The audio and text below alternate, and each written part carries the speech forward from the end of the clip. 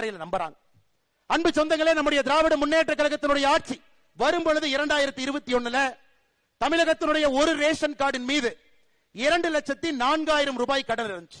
ஐயா, நான் திரும்பவும் சொல்றேங்க ஐயா, இது குறிப்பாக நம்முடைய சகோதரிகள் தாய்மார்கள் கேட்டுக்கிறாங்க. 2021 திமுக ஆட்சி வந்த பொழுது ஒரு ரேஷன் அட்டையின் மீது இருந்த கடன் 2,04,000 ரூபாய்.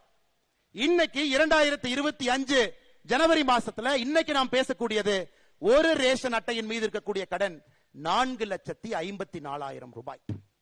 2,04,000 ரூபாய் ரேஷன் அட்டையின் மீது இருந்த கடன்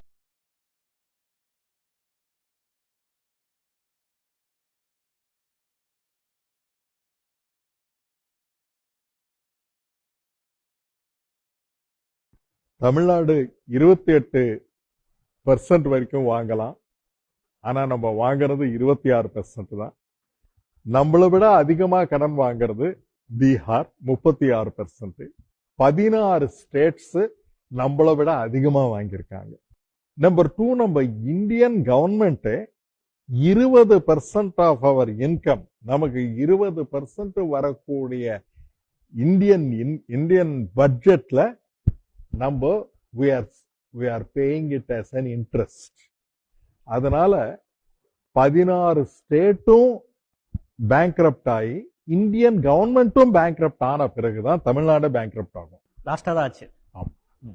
அதனால